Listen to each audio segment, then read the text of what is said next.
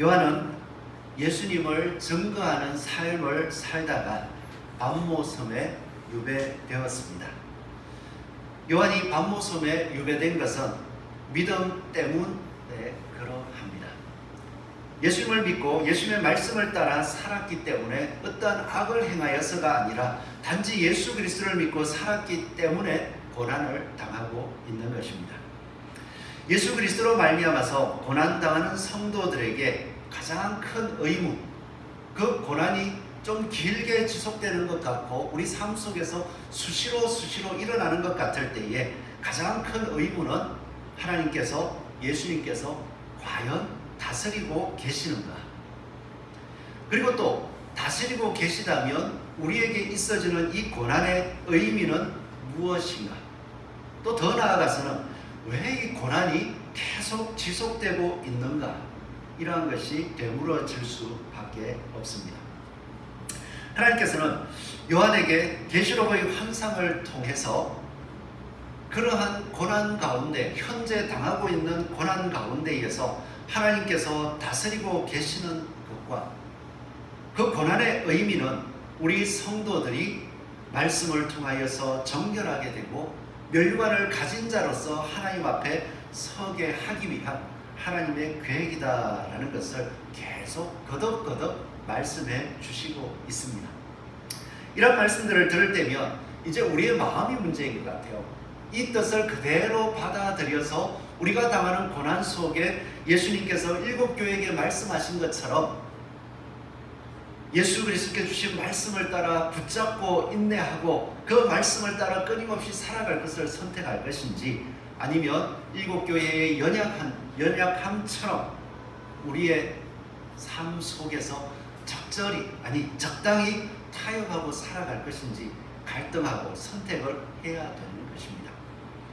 그런 삶 가운데 이 사도 요한은 하나님께서 보여주는 환상을 통해서 지금 자신도 예수 그리스도의 증거 때문에 반모섬에서 고난당하고 있는 그 모습 속에 하나님의 뜻이 무엇인지, 또한 하나님께서 어떻게 다스리고 계신지를 봄으로써 세임을 얻은 것, 또 그 당시에 일곱 교회도 이 편지를 읽으면서 우리의 삶이 지금 복되구나 하는 것을 깨달았고, 또한 우리 또한 그 요한과 일곱 교회가 하나님의 뜻 안에 있음으로 기뻐하였던 것처럼, 참된 복에 있다는 것을 깨달았던 것처럼 우리도 그와 같은 복을 깨닫고 또한 그 삶 속에서 주님의 뜻을 이루어갈 수 있는 은혜가 넘치기를 소원합니다. 사도 요한은 우리가 살아가는 삶 속에 고난이 있을 때에 하늘의 예배를 보라라고 하면서 하늘의 예배를 쭉 보여줬습니다. 하늘의 예배 가운데는 보좌 가운데 앉으신 이가 있더라. 그 보좌 안에 앉으신 이는 세세토록 살아계신 분이었더라. 온 세상을 창조하시고 내버려 두신 것이 아니라 하나님의 계획을 가지시고 계속해서 세밀하게 붙잡고 이끌어 가시는 분이시더라 하는 것을 말씀해 주셨고요. 오늘 말씀을 보니까 이 보좌에 앉으신 이의 오른손에 두루마리가 있다 하는 것을 보여주고 있습니다. 세세토록 살아계셔서 하늘보좌에 앉으신 분 그 오른손에 두루마리가 있다. 이 두루마리가 무슨 뜻일까? 그 두루마리의 의미를 살펴보면 앞으로 있어지는 이 두루마리의 인이 하나씩 떼어질 때마다 일어나는 일들을 살펴보니까요, 그것은 하나님의 공의로운 심판이 기록되어 있는 두루마리였습니다. 고난 가운데 살아가 보니까 과연 하나님께서 공의로 우리를 다스려 주시는가? 하나님의 말씀을 따라 살아갈 때에 하나님께서 친히 칭찬하시고 친히 복주시고 이 땅의 삶 속에서 하나님이 너를 붙잡고 계신다는 것을 계속 보여주시는가? 그런 의문들이 생기잖아요. 그럴 때에 이 두루마리, 오른손에 있는 두루마리를 보니까 그 두루마리에는요, 하나님께서 공의로 다스리고 심판하시는 그 내용들이 다 기록되어 있더라. 그래서 하나님께서는 세상을 창조하실 때에 이제는 그냥 세상을 지으시고 그냥 그대로 어떻게 세상에서 이야기하는 대로 우연의 원칙처럼 마치 세상을 창조하신 이후에 저 멀리 떨어져 계신 방관자처럼 계신 것이 아니라 끊임없이 돌보시고 붙잡으시고 그 마지막 봉인, 하나님이 공의로 심판하시는 그 두루마리를 오른손에 들고 계시더라 하는 것을 보여주고 있습니다. 그런데 더 중요한 것은요, 이 7인으로 봉해졌더라는 거예요. 두루마리가 하나님의 공의가 심판이 이루어지고 그 말씀들이 하나하나 이루어져야 되는데 그 두루마리가 봉해져서 마치 하나님의 공의가 서지 않는 것, 하나님의 공의가 실행되지 않는 것처럼 보이더라는 거죠. 이때에 사도 요한이 그 모습을 보면서 어떤 마음이었겠습니까? 오늘 2절 말씀을 보니까요, 그 봉해진 말씀을 다 보고 나서 오른손에 그 두루마리가 7인으로 다 봉해져 있는데 또 봉해, 2절에 또 보니까 힘있는 천사가, 아니 힘 있으면 좀 도와줄 수도 있을 것 같은데 힘있는 천사가 하는 말이 큰 음성으로 외치기를 누가 그 두루마리를 펴며 그 인을 떼기에 합당하냐라고 외치고 있는 거예요. 누가 합당하냐? 누가 하나님의 인을 떼기에 합당하냐? 그 소리를 듣고 사도 요한이 주변, 그 하늘 예배의 주변을 돌아봅니다. 그 하나님의 오른손에서 이 봉인을 뗄 사람이 누가 있을까? 살펴보니까 하늘 위에나 땅 위에나 땅 아래에 능히 그 두루마리를 펴거나 보거나 할 자가 없더라. 하늘 예배를 바라볼 때에 하늘의 그 웅장함, 지난주에 보면 하늘 보좌 그 가운데에 하나님께서 계시고 그 주위에 24장로들이 다 멸관을 쓰고 있고 그 앞에 네 생물이 있으며 그 주변에 천군 천사들이 가득 차 있는 모습을 보는데, 아니 24장로도 안 되고요, 그 힘있는 천사도 안 되고요, 그 주변을 하나님의 보좌 주변을 가득 채우고 있는 그 지혜로운 천사들 또한 그 인을 뗄 수가 합당하지 않다는 거예요. 그 모습을 바라보았을 때에 사도 요한이 할 수 있는 것은 너무나도 안타까움이었습니다.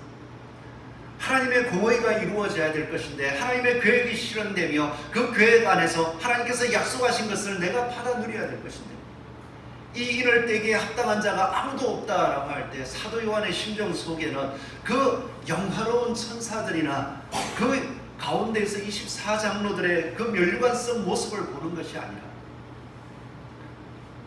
나에게 구원의 은혜를 바라보면서 지금까지 걸어온 나에게 그 구원의 소망을 이루어질 분이 없구나, 너무나도 안타까움이 가득 차는 것입니다.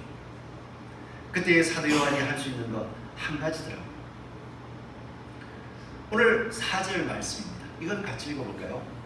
4절 함께 한번 읽어보겠습니다. 시작.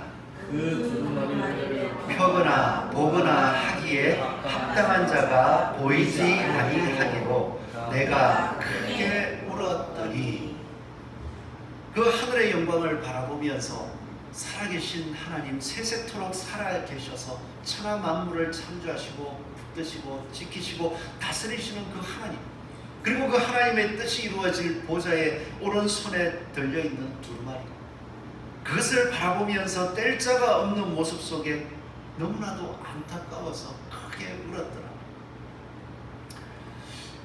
사도 요한의 이 크게 울었더라의 울음, 혹시 좀 뭔가 마음에 공감대가 형성되십니까? 사도 요한이 왜 울었을까? 우리는 사도 요한이 울었다라는 모습 속에서 두 가지를 생각해 볼 수 있습니다.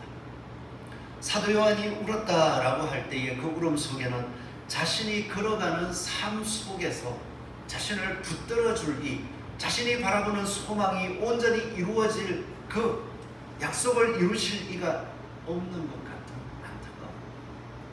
그리고 또 한 가지는요, 내가 하나님의 약속을 따라 지금 살아가고 있는데 그 살아가는 삶 속에서 공의를 이루어 주실 분, 결국은 약속을 이루어 주실 분이 없구나 하는 안타까움과, 또한 지금 내가 그 울 수 있다는 것은 공의가 세워질 때에 그 공의에 합당한 삶을 내가 살아가고 있는데 하는 그 마음이 담겨져 있는 것입니다. 우리가 삶 속에서 살아갈 때에 이 사도 요한처럼 하나님의 뜻을 따라 살아가고 있는 그 삶 때문에 내가 하나님의 말씀을 따라 살아가면서 사도 요한이 겪었던, 일곱 교회가 겪었던 믿음 안에서의 고난들이 내 삶 속에 가득 차 있는데 이 삶을 알아줄 사람이 누가 있을까? 거기에 대하여 안타까움이 가득했다는 것입니다. 오늘 우리가 예배드리는 이 시간 가운데에서도 우리에게 하나님 앞에 왔을 때 하나님, 제가 하나님의 말씀을 믿고 그 말씀을 따라 삶 속에서 순간순간 힘쓰고 애쓰고 살아가는데 세상의 악들은 얼마나 크고 또 우리가 걸어가는 그 삶을 인정해주면서 칭찬해주면서 세워주는 것이 아니라 어떻게든 그 믿음을 주저앉히려고 일어나는 일들, 그 일들을 바라볼 때에 이것을 세워주실 리, 이것을 높여주실 리가 어디에 있습니까? 하나님 앞에 왔을 때에 하나님은 그렇게 해주실 수 있는 분인데 이루어지지 않는 삶 속에서 혹시 물어보셨습니까?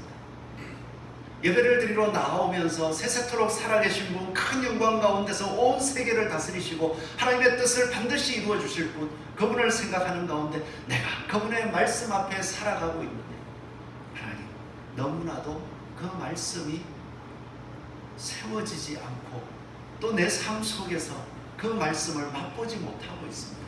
거기에 대한 안타까움의 울음, 혹시 오늘도 이 자리에 그런 마음이 있으시다면 사도 요한이 본 하나님의 영광, 사도 요한이 본 그 구원자 되신 분의 모습을 바라보고 또한 위로 얻을 수 있기를 소원합니다.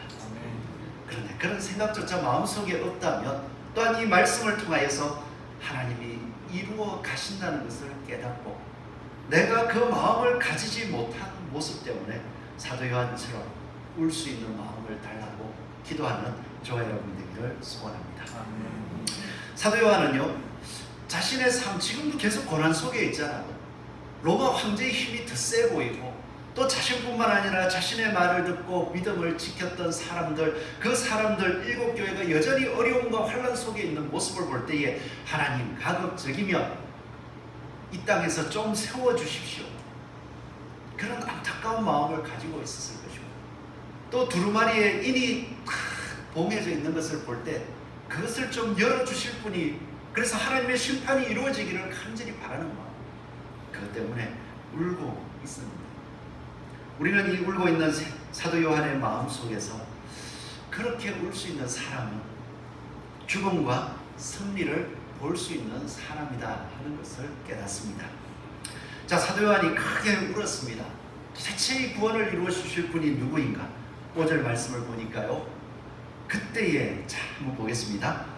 장로 중의 한 사람이 내게 말하되 울지 말라, 울지 말라. 요 같이 이제 읽어보겠습니다. 울지 말라 뒤부터 시작. 지파의 사자 다윗의 뿌리가 이겼으니 그 두루마리와 그 일곱인을 떼시리라 하더라. 일곱인을 떼실 분을 보여주셨습니다. 그리고 6절을 보니까 내가 또 보니 보좌와 내 생물과 장로들 사이에 한 어린 양이 서 있는데 일찍이 죽임을 당한 것 같더라. 이 말씀을 그냥 쭉 읽어보면요, 유대지파의 사자 다윗의 뿌리가 이겼다라고 말씀을 했는데 그 뒤에 가보니까 내 생물과 장로들 사이에 한 어린 양이 서 있는데 일찍이 죽임을 당한 것 같더라. 좀 연결이 됩니까? 자, 울지 말라라고 위로하면서 유대지파의 사자 다윗의 뿌리가 이겼다 하고 딱 봤더니 그 어린 양이 있는데 일찍이 죽었더라. 뭔가 매치가 안 되고 일곱 봉인을 뗀다는 것에 좀 연결이 안 되는 것 같잖아요. 그런데 그 뒤에 보니까 그에게 일곱 뿔과 일곱 눈이 있으니 이 눈들은 온 땅에 보내심을 받은 하나님의 일곱 영이더라 라고 말씀해 주고 있는 것입니다. 잘 이해가 안 되시죠? 하늘의 영광 가운데에서 참으로 하나님의 뜻이 이루어지기를 간절히 소망하며 그 뜻을 이룰 분이 안 보일 때에 하나님께서 보여주신 것은 다른 게 아니더라고요. 유대 지파의 사자 다윗의 뿌리, 구약 성경에 기록되어 있던, 약속되어 있던 그분이 이겼다. 그분의 말씀대로 이겼다. 근데 그분이 세상에 오셨대요. 그리고 이겼대요. 그래, 그분이 누구인가 하고 봤더니 한 어린 양이 서 있는데 일찍이 죽임을 당하였던 분이에요. 우리는 성경을 잘 알고 있잖아요. 누구신지 대충 짐작이 되십니까? 유대 지파의 사자가 누구입니까? 유대의 자손. 유대 지파의 사자는 누구예요? 유대 지파의 자손. 그죠?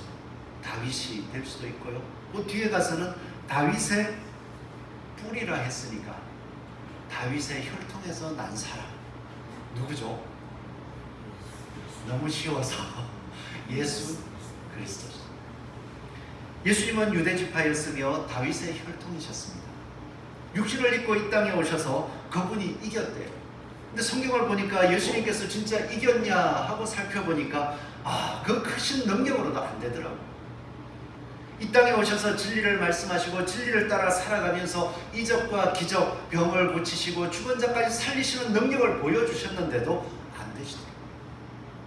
예수님은 결국 이 땅에 세상에 보이는 이왕이면 로마 황제보다 세게 큰 위대한 왕으로 서셨으면 좋겠는데 죽임을 당하셨습니다. 사람들은 다 진 것 같았어요. 그러나 그 예수님께서는 죽으시기 전에 미리 말씀하심으로 내가 죽더라도 그것으로 끝이 아니야. 나는 그 죽음을 통하여서 사망을 이겼다는 것을 보여줄 거야. 사흘 뒤에 살아나셔서 부활하신 그 몸을 믿는 자들에게 다 보여주시고 이김이 진짜 이것입니다. 세상에서 우리의 목숨을 끊을 수 있는 로마 황제를 뒤엎어버리는 것이 아니라 우리 모든 인류를 괴롭히는 죽음을 이기는 것. 그것이 바로 내가 이루고자 하는 것이요, 바로 유다 지파의 사자 다윗의 뿌리가 이긴 모습입니다. 그것은 죽음을 통해서 보여줄 수 있었던 것. 그 말씀을 오늘 이 본문이 보여주고 있는 것입니다. 이 말씀이 이해가 될 때요, 이 땅에서 받고 있는 고난, 이 땅에서 당하고 있는 어려움들, 하나님이 계신가? 하나님 말씀이 과거에는 그러했는데 지금은 나타나지 않는 것 같으니까 하나님이 다스리지 않는 것 같아. 만약에 있다면 나에게 왜 이 고난이 계속 지속되게 하실까? 여러 가지 의문들을 가지게 될 때에 우리는 다시 한번 볼 수 있습니다. 예수님께서 말씀을 따라 그 고난을 이기시고 실제로 우리의 눈으로 볼 때 죽으심으로 말미암아 실패했다, 그런 생각이 들었을 때에 예수님은 참으로 승리자였다는 것입니다. 우리가 하나님 앞에서 크게 울 수 있는, 하나님의 뜻을 이루어 달라고 울 수 있는 모습을 가지려면 바로 죽음이 승리라는 것, 그것을 볼 수 있어야 합니다. 사도 요한은 예수님의 죽으신 그 모습을, 어린 양이 죽으신 것 같으라 하는 그 모습을 볼 때에 그분이 승리하셨다라는 것 또한 볼 수 있었습니다. 예수님의 제자들이 이 믿음이 당연한 거야 라고 우리는 생각할 수 있지만 예수님의 제자들 가운데에서 예수님을 열심히 따라다녔습니다. 그리고 예수님이 그 무엇인가 마지막 순간까지 무엇인가 일을 이루실 것이라는 기대감을 버리지 않고 그 끝까지 쫓아갔던 제자들이 있었습니다. 이 제자들은요, 예수님께서 설마 죽은 자까지 살리시는, 그 십자가에 달리시기 전, 예루살렘으로 올라가시기 전 나사로가 죽었을 때에 그 나사로를 다시 살리셨던 분, 그분이 설마 실패하시겠어? 절대 실패하지 않을 거야 기대감을 가지고 끝까지 쫓아갔습니다. 그런데 아무런 일도 일어나지 않았어요. 예수님께서는 그 대제사장의 신문을 받고 신성 모독자라 그러한 진짜 죄명을 뒤집어쓰고, 또 로마의 총독 앞에서는 반란자다, 반란자의 괴수라는 죄명을 가지고 아무 일도 없이 가장 처참한 십자가의 고통을 당하셨습니다. 그리고 뭔가 또 일어날 줄 알았는데 그냥 조용히 목숨이 끊어졌습니다. 그 모습을 다 보았던 제자들, 여전히 예루살렘에 남아있는 사람도 있었지만 3일이 지나도 아무것도 없고 이제 끝났구나 하고는 자기의 마을로 돌아가려던 사람들이 있었습니다. 그 사람을 누가복음 24장 13절에서는 엠마오로 가는 두 제자 이렇게 표현을 하거든요. 이 모든 것을 바라보고 예수님의 그 마지막까지를 바라보고 아유 소망이 끊어졌어. 예수님이라면 뭔가 이루어 주실 줄 알았는데 소망이 끊어졌어 하면서 실망하고 낙심하여서 두 제자가 있었던 일들을 서로 이야기하면서 너무 아쉽다. 너무 속상하다. 뭔가 반드시 일어날 줄 알았는데 아무것도 아니었구나. 그 낙심된 마음, 이 사도 요한의 울음 같은 거예요. 크게 기대했는데 아무것도 안 했어. 그렇게 낙심하면서 슬픈 빛을 띠고 돌아가는데 누군가가 이야기합니다. 너희가 길 가면서 무슨 얘기를 하고 있냐? 그랬더니 아니 도대체 예루살렘에 다 있었으면서 거기 있었던 일을 당신은 왜 모르고 있냐? 나사렛 예수의 일인데 그는 하나님과 모든 백성 앞에서 말과 일에 능하신 선지자인데 억울하게 대제사장들과 관리들이 사형 판결에 넘겨주어 십자가에 못 박아버렸어. 그리고 죽으셨어.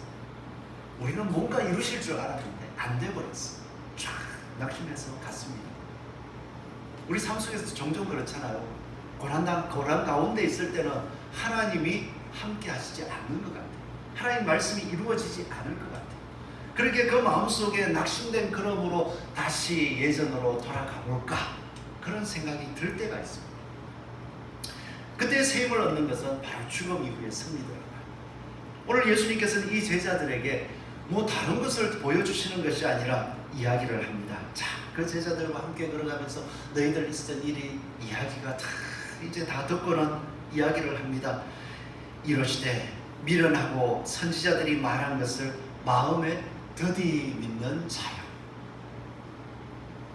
그리스도가 이런 고난을 받고 자기의 영광에 들어가야 할 것이 아니냐 하시고 이에 모세와 모든 선지자의 글로 시작하여 모든 성경에 쓴 바 자기에 관한 것을 자세히 설명하시니라. 고난 가운데 있을 때에 아무것도 이루어지지 않고 하나님 말씀대로 될 것을 진짜 당장 이루어질 것처럼 기대했는데 아무것도 안 되고 있으니까 낙심하여서 다시 돌아가자, 예전으로 돌아가자, 하나님 말씀을 따라 살 것이 아니라 이제는 좀 더 하고 싶은 대로 한번 살아보자 마음이 낙심되었을 때에 예수님께서 오셔서 구약 성경을 하나하나 아니 대본 좀 더 좋은 걸 보여줄 수도 있잖아요. 하늘의 천군 천사가 쫙 내려오거나 막 그러면 되는데 구약 성경을 보여주면서 성경에 있는 것을 믿어라 하면서 성경 말씀을 하나하나씩 모세의 글로부터 선지자의 글, 그 모든 성경 기록된 예수님이 메시아로서 어떤 일을 해야 되는지 너희 이해 못했는데 바로 이거야 하고 하나 둘 풀어주시더라. 그 말씀이 깨달아졌을 때에 그 제자들이 어떤 고백을 했냐 하면요, 예수님이 이제 함께 있다가 떡을 드시고 갑자기 떠나가셨어요. 그리고 하는 말, 우리에게 말씀하시고 우리에게 성경을 풀어주실 때에 우리 속에서 마음이 뜨겁지 않더냐. 아니 낙심했는데 당장 눈앞에 아무것도 안 이루어졌고 기대했던 소망이 다 꺾어졌는데 예수님께서 구약 성경을 쫙 풀어주면서 그리스도가 이런 고난을 겪고 이것을 이루어야 하는 것이 너희에게 약속하신 뜻이었어 쫙 풀어줍니다. 당장 아무것도 없는데 그 풀어지는 말씀들 그것이 깨달아질 때에 뭐가 됐습니까? 슬펐던 낙심했던 처졌던 마음이 다시 뜨거워지는 은혜가 임하더라. 오늘 우리가 사도 요한처럼 울어볼 수 있는 것 바로 우리 현실 속에서는 고난이요 죽음으로 보일지 모르지만 그 고난 가운데에 그 고난을 하나님 예수님께서 말씀대로 잘 이겨나가셨던 것을 묵상할 때에 그 말씀대로 승리가 이루어지는 그것을 되새길 때 우리는 사도 요한처럼 울어볼 수 있습니다. 마음이 다시 뜨거워질 수 있습니다. 오늘도 우리 주변의 삶들, 나의 걸어가는 삶들 속에서 말씀대로 되지 않는 것 때문에 고통당하고 말씀대로 되지 않는 것 때문에 낙심해 있다는 것, 다시 한번 이 땅에서 실패자와 같았던 예수님의 모습, 그 실패자와 같은 모습 속에서 예수님께서는 하나님의 뜻을 이루기에 끊임없이 말씀을 쫓아왔던 모습, 그리고 결국 그 모습 때문에 승리했음을 우리가 되새길 수 있기를 바랍니다. 이제 혹시 울어야 된다면 그 모습을 듣고 있는데도 우리의 마음이 뜨거워지지 않고 있기 때문에 하나님, 우리의 마음이 다시 말씀대로 될 줄을 믿을 수 있는 뜨거움을 달라고 기도하는 저와 여러분 되시기를 소원합니다. 그리고 사도 요한이 크게 울 수 있었던 것, 그의 삶이 정의가 승리하기를 기도하는 삶이었기 때문입니다. 오늘 계속해서 이어지는 말씀을 보면 8절 말씀입니다. 7절에서는 어린 양, 그 죽은 모습을 가지고 있던 어린 양이 하나님의 보좌에 앉으신 이의 오른손에서 두루마리를 받으셨어요. 그리고 나서 8절을 보니까 그 두루마리를 취하심에 네 생물과 24장로들이 그 어린 양 앞에 엎드려 각각 금은보와 향이 가득한 금대접을 가졌으니 이 향은 뭐라고요? 성도의 기도들이라. 예수님께서 하나님이 계획하신 최종 심판, 마지막 심판을 이루시기 위하여 인을 뗄 수 있는 능력을 가지셨습니다. 그 능력을 가지셨고 이제 그 능력을 가지시고 인을 떼시면 하나님의 심판이 시작될 것이니까 그것을 기다렸던 24장로와 그 모든 천사들이 다 엎드렸습니다. 그리고 그 엎드리면서 예수님 앞에 드리기 위해 가진 것을 보니까 성도들의 기도를 가지고 있더라고요. 마지막 심판 때에 우리의 기도가 다 이루어질 것인데요, 혹시 뭐를 기도하고 계십니까?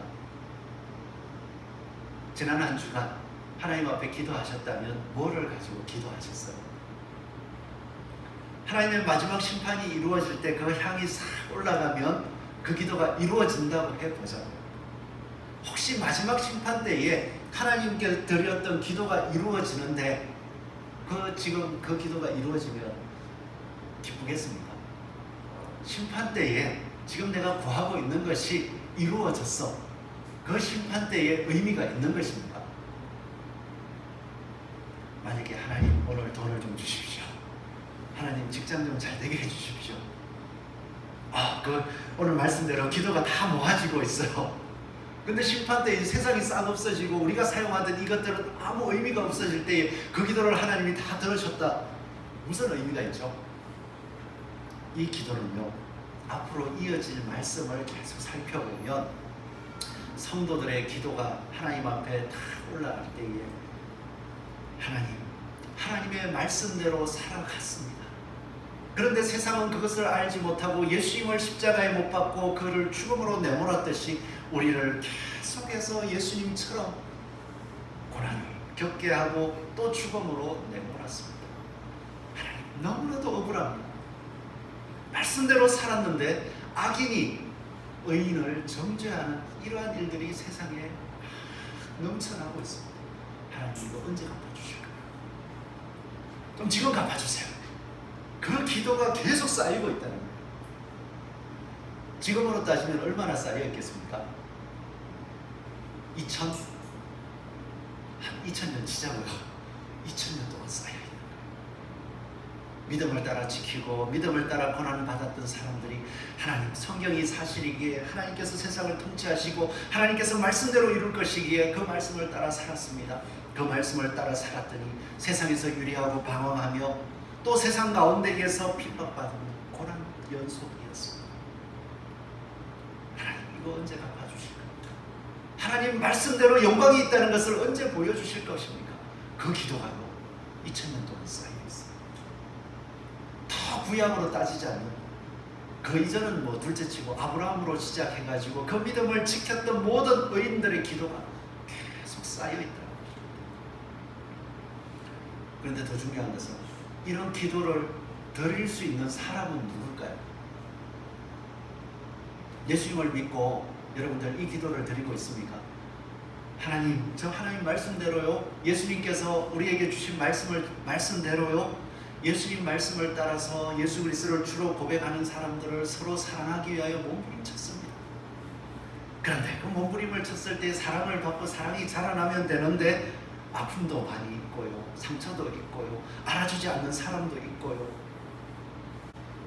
우리가 그 말씀대로 살아가고 있기 때문에 그런 좀 안 알아주니까 좀 섭섭하죠. 잘하고 있다 하면 얼마나 좋아. 더 나눠줄 건데. 그럴 때 우리가 기도할 수 있는 게 뭐겠습니까? 하나님, 말씀대로 살아가는데 알아주지 않습니다. 이 사랑을 이루고 이 사랑을 드러내서 이 말씀을 좀 볼 수 있게 해줘야 되는데 알지 못합니다. 그럴 때 어떡하겠습니까?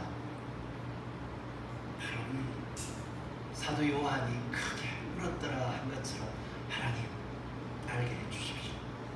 요거는 하나님 마지막 때 알게 해주는 건 알게 해주는 거 믿는데 구원을 위하여서 언제 해줘야 돼요?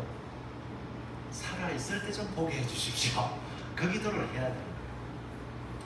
그러기에 우리의 삶은요, 하나님 말씀을 따라 나아가지 아니하면, 예수님께서 말씀하신 것처럼 서로 사랑하라라는 삶을 끌어가지 아니하면, 또 예수님께서 말씀하셨던 것처럼 세상 가운데에서 정의를 세우기 위하여, 공의를 세우기 위하여 내 삶을 올바르게 세우지 아니하면요, 기도할 수가 없습니다. 도대체 가끔 그런 생각을 해요. 삶을 바라보면은 예수 안 믿는 사람은 둘째치고 예수님을 믿는다라고 하면서도 그 삶이 뭐 세상 사람과 별 차이가 없어요. 예수님이 말씀하신 기준은 아무것도 없이 그냥 교회 오는 것밖에 없어요. 그리고 예수님을 믿는다 하면서 세상 사람들이 사는 방법과 똑같이 수단과 방법을 가리지 아니하고 이 땅에서 하나님이 주신 복이라고 자랑하기 위해서 온갖 것들을 다 행하고 있는데, 그런 사람들이 세상 말 쓰니까 예수님 빨리 오셨으면 좋겠어. 도대체 무슨 용기로 그렇게 기도하는지 모르겠어요. 주님이 오시면 그거 가만 보실까요? 예수님을 입으로 믿는다 고백했으니까 주님 오시면 다 와서 야 너 입으로 고백했지, 아이고 이쁜 새끼, 좋은 말입니다. 아이고 내 자식 이러면서 다 안아주실까요? 예수님께서는 그러지 않으십니다. 그 입으로 주를 시인했다면 주님이 주신 말씀이 내 삶의 목표가 되고 그 말씀대로 어떻게든 살아보려고 몸부림치고, 그래서 주님 말씀대로 살았더니 이런데 왜 이럽니까? 기도도 해보고 붙들어도 본 사람, 그 사람을 바라보면서 주님 말씀을 알고 주님 사랑을 알았는데 말씀대로 하려 해도 잘 안 되더라고요. 아무것도 못한 줄 알고 주님 앞에 부끄럽게 탁 갔더니 주님이 주님 이게 무슨 일이에요? 내 마음 알아. 그런 일들이 일어날 거라니까요. 그래서 목사는 뭐 천국을 따르는 당상이다. 저는 목사도 마찬가지예요. 목사는 하나님 말씀을 더 보라고 시간을 더 줬는데, 그리고 일하라고 다 진짜 하나님이 말씀하셔서 성도들이 헌금하고 헌금 가운데서 또 생활비를 얻어 쓰는데, 이 말씀 보라고 해서 그 말씀대로 보고 깨닫고 살아가는데 더 힘쓰지 않으면 어떻게 보면 하나님이 더 큰 사랑 받았잖아요. 그러면 하나님이 목회자도 너 목회했으니까 아이고 이리 와라 이러시겠어요? 똑같을 것 같아요. 그래서 저는 더 힘들어요. 여러분들은 가끔 적당이라고 해도 제 마음속에는 늘 이 사도 요한이 울었던 것처럼 하나님 내 삶 속에 좀 되게 해달라고, 제가 더 크게 이 말씀을 보여줄 수 있는 삶이 돼야 되지 않냐고, 수시로 그게 될 수밖에 없더라고요. 말씀을 따라 살아가는 기도를 보여주십시오. 하나님 앞에 울 수 있어요. 그리고 마지막으로 이 크게 울 수 있는 사람은 지금 임하는 예수님의 능력을 보는 사람입니다. 오늘 말씀을 볼 때에 5장 이제 9절 이하에 보면 천사들과 장로들이 기도하는 모습이 있어요. 찬송하는 모습이. 찬송 보십시오. 두루마리를 가지시고 그 인봉을 떼기에 합당하시도다. 죽었는데 일찍 죽임을 당하사 각 족속과 방언과 백성과 나라 가운데에서 사람들을 피로 사서 하나님께 드리시고. 이 찬송이 인봉을 떼기에 죽으신 분이 인봉을 떼기에 합당한데 그 죽임 당한 게 중요한 게 아니라 그 죽임을 당하면서 각 족속과 방언과 백성과 나라 가운데서 사람들을 피로 사서 하나님께 드리시고 그들로 우리 하나님 앞에서 나라와 제사장들을 삼으셨으니 그들이 땅에서 왕노릇 하리로다. 이 찬송을 막 부르고 있는 거예요. 그리고 그 뒤에 또 보니까 수많은 천군 천사들이 해서 12절에 큰 음성으로 이르되 죽임을 당하신 어린 양은 능력과 부와 지혜와 힘과 존귀와 영광과 찬송을 받으시기에 합당하더라. 또 그 뒤에 찬송을 보자고요. 이제는 하늘 위와 땅 위와 땅 아래와 바다 위와 또 그 가운데 모든 피조물이 이르되 보좌에 앉으신 이와 어린 양에게 찬송과 존귀와 영광과 권능을 세세토록 돌릴지어다. 와, 바로 이거예요. 방금 아멘 하신 것처럼 했더니 그 하늘에서 그 영광을 보던 모든 사람들이, 모든 천군 천사들이 아멘 하면서 그대로 된 것이죠. 근데 여기서 중요한 게 예수님께서 죽음을 당하셔서 하늘 보좌 우편에 모든 심판을 이제는 행하실 분으로 올라선 것이 아니라 그분이 족속과 방언과 백성과 나라 가운데서 사람들을 피로 사서 하나님께 드리시고 있다는 것. 지금 왜 고난이 오고 있습니까? 예수님을 믿었는데 왜 우리의 삶은 여전히 고난 가운데에서 믿음으로 가는데 인정받고 왕처럼 세워지는 것이 아니라 끊임없이 그 삶 속에서 믿음을 지키기 위해서 싸우고 있습니다. 예수님은요 2000년 동안 기다리셨어요. 2000년 동안 기다리시면서 각 족속과 방언과 백성과 나라 가운데에서 사람들을 피로 사기를 원하시고 얼마나 참으셨어요? 예수 믿고 나서 하나님 고난이 안 없어집니다. 저도 예수 믿고 나서 따져보자면 한 6, 7살 때부터 교회는 간 것 같은데 뭐 예수님을 알고 나서 이제 한 20대로 치자고요. 20대부터 이제 50이 되도록 한 30년간 계속해서 예수님을 믿고 오는데 돌아보니 고난의 흔적이 제가 잘못해서 그럴 수도 있고 어쨌든 고난의 흔적이 가득해요. 그런데 그 분기점마다 하나님이 이 찬송대로 막 건져주심이 있으니까 여태 버티고 있는데 그래도 제 속에는 하나님 이왕이면 30년 길잖아요.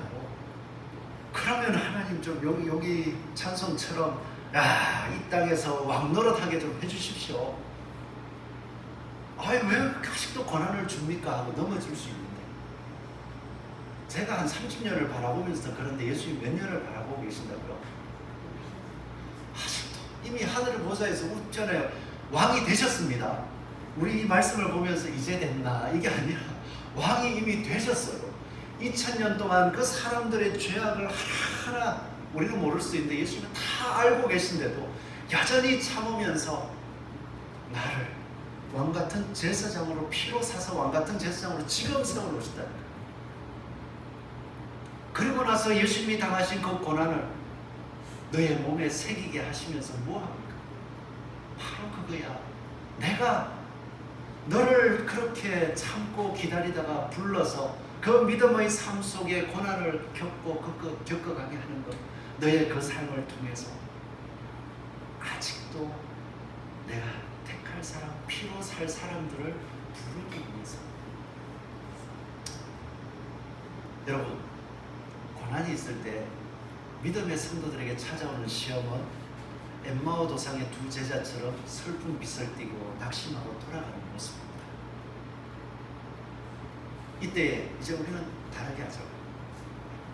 크게 어떻게 합니까? 우십시오. 크게 우십시오. 주님 앞에 와서 주님의 공의를 세워달라고 크게 우십시오. 그리고 나서 하나님 저의 삶 속에 이 세상의 죄악을 따라 살아가는 마음이 아니라 하늘을 소망하는 마음이 충만하게 하여 주셔서 그 마음을 따라 살아감으로 저의 삶을 그 죽음의 제물 삼으셔서 피로 살 사람들을 사게 하여 주시옵소서. 그렇게 소망하면서 한 주간 또 승리할 수 있는 저와 여러분 되시기를 축원합니다.